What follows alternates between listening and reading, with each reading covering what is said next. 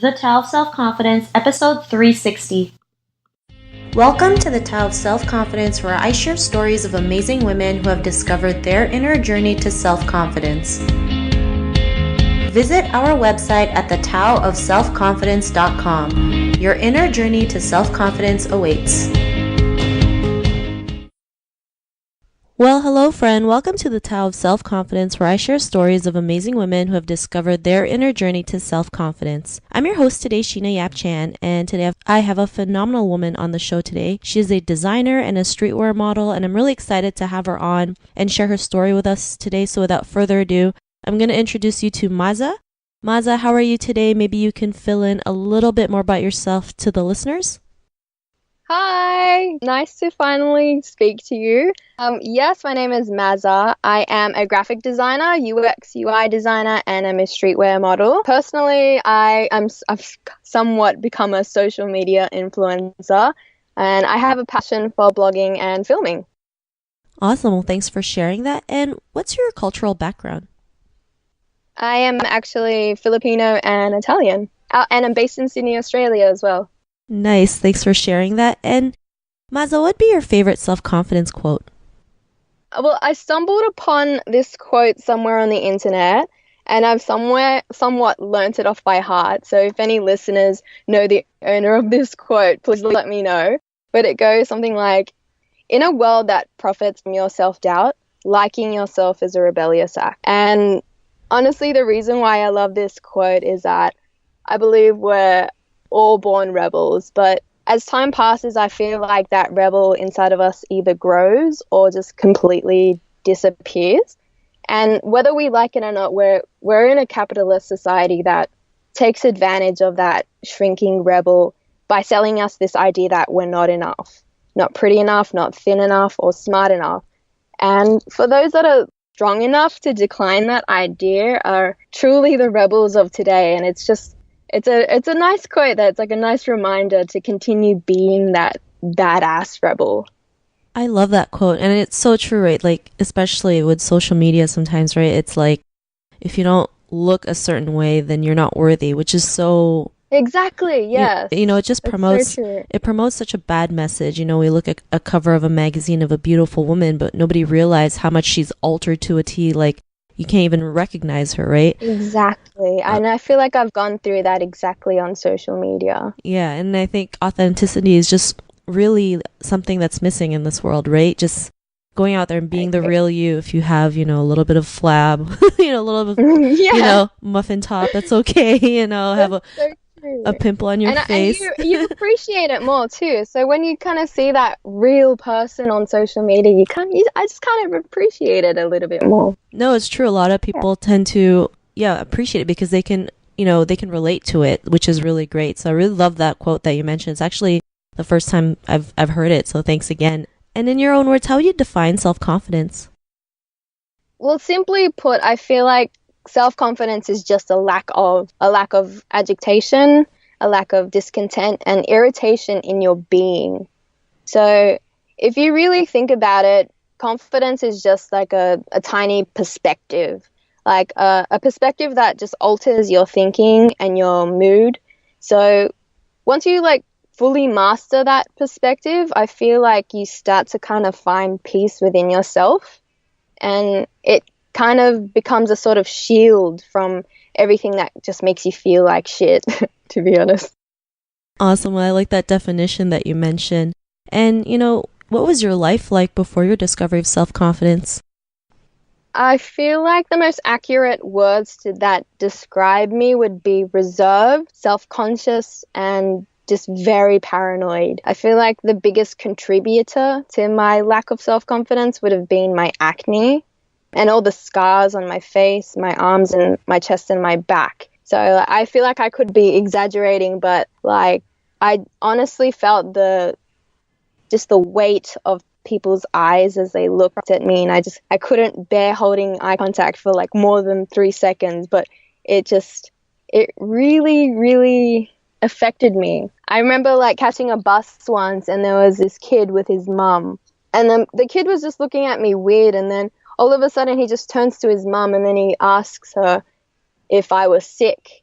And at that point, that just really fucked with me, like really fucked with me. And from an age of 16 to 21, I think I was never ever seen without makeup. So even my boyfriend of 5 years, think it was the first 3 years of our relationship, he just never saw me without makeup.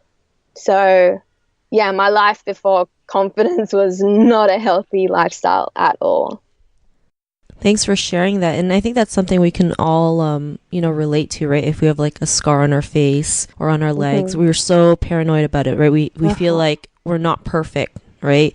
We don't look like Exactly. everybody else and people are going to look at us funny. And, it's just really, sometimes our overthinking too kind of gets to us, right? When one person just says something, it's like the end of the world. And what was that point in your life when you realized like you were more than enough? You were beautiful just the way you are. What was like that aha moment?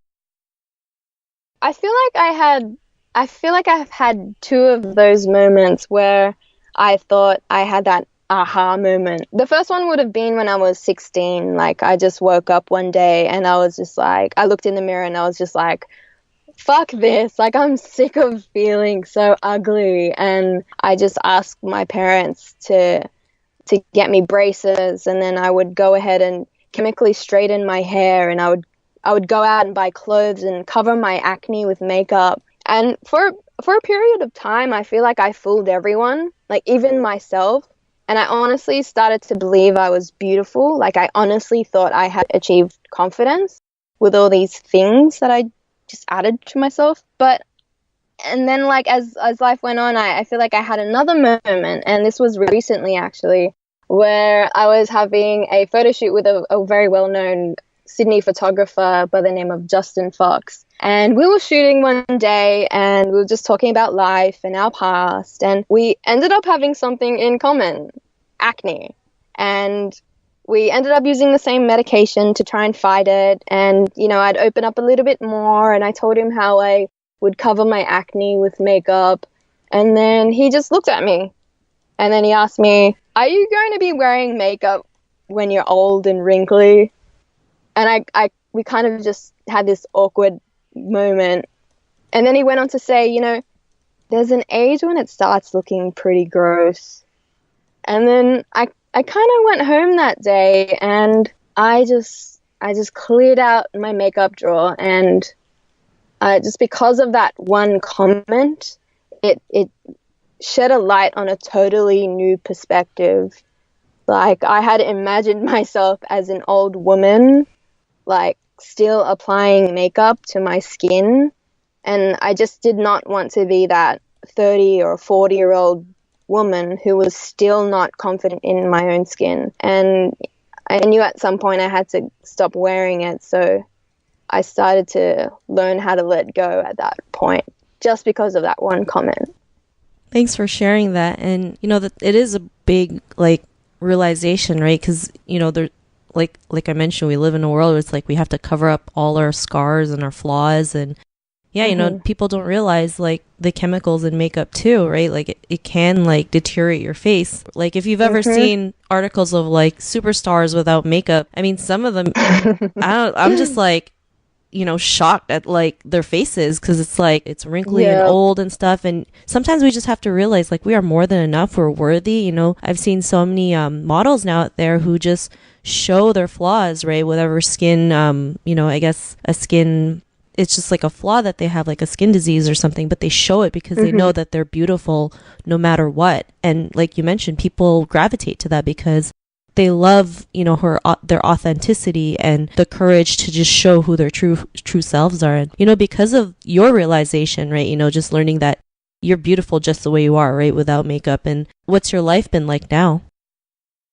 I feel like now my life is a bit like, I feel like I'm more in touch with my feelings and my values. It's honestly to a point where I have absolutely no need to impress anybody. Like, that weight of paranoia and that self-consciousness is completely off my shoulders, and I honestly feel free and liberated. And I feel like that fucking rebel, that badass woman that is just not afraid to be in my own skin. And like you said, that celebrities like and celebrities would flaunt their, bare skin. I remember when I had acne, I would just I would kind of flick through albums of like celebrities without makeup, and to get that kind of hope, to kind of I don't know, it made me feel better. Just celebrities without makeup. And yeah, I feel like with social media as well, I also gravitated away from Snapchat, especially because you know how there's all those filters and stuff now that can make your skin look so flawless. I kind of had enough of it, and I just want to show all my followers that it's like okay to be, barefaced. I feel, liberated. Awesome. Well, thanks for sharing that. It's great that you're using social media to promote a positive message, especially, being real, being you, being authentic. Like, I think that's such an important message, especially, growing up as an Asian woman. We're always told to hide our flaws and our mistakes and just hide everything, right? Not realizing like that's gonna screw us over one day. Yeah, I wish someone told me that earlier. Yeah, me too. But this is why we're here. We can have other women realize like they don't have to hide everything. So thanks for sharing that. And if our listeners were in a similar journey as yours, as you're listening to this episode, what would be that one tip you would give to them? I feel like women need to understand that confidence is your own responsibility, and there's no shortcut, there's no cheats, there's no tricks. It's purely earned, and no one's going to hand it to you but yourself. I feel like what people forget is that you need to invest time in understanding your strengths and your weaknesses. I feel like it's not an option at all. Like, for example, after some time, I realized that one of my strengths were that I could express my feelings on paper and through designs and film. But funnily enough, one of my weaknesses is that I can't express my feelings verbally in person.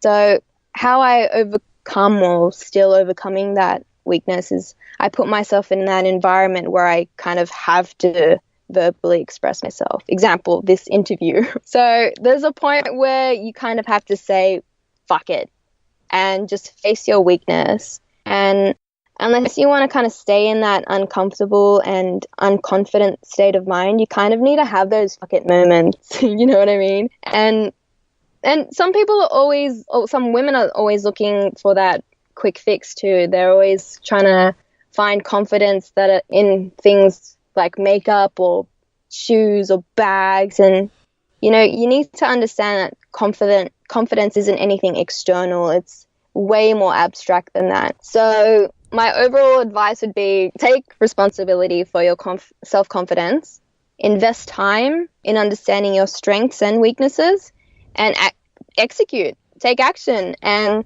stop hiding behind your weaknesses and just have that moment of fuck it and repeat. Simple as that. I love it. Those are some great tips. And, sometimes actually our weaknesses and our flaws and our mistakes can actually, help us, when we just learn to, let go and know like we do make it, we can learn from it and move on. So, love the tips that you mentioned. And if our listeners wanted to get to know a little bit more about you and what you do and check out your work, is there any links or social media profiles we can connect with? Yeah, I'm very active on Instagram, so you can follow me on that. My username is Maza, Mazaa. And my website, I have a website called hellomaza.com. Awesome. Well, thanks for sharing that. And to our listeners, if you want to connect with Maza, you can also head on over to thetaoofselfconfidence.com and search for Maza's name. Her show notes will pop up along with everything else we talked about. And I just want to thank Maza for taking the time to share her story with us on self-confidence. So thank you so much. Thank you for having me. I'm so honored.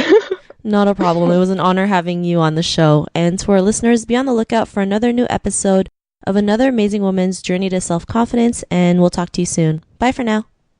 Thank you for tuning in to another amazing episode of the Tao of Self-Confidence. Want to learn how you can use podcasting to market your business? Download your free report by visiting our website at thetaoofselfconfidence.com. Your inner journey to self-confidence awaits.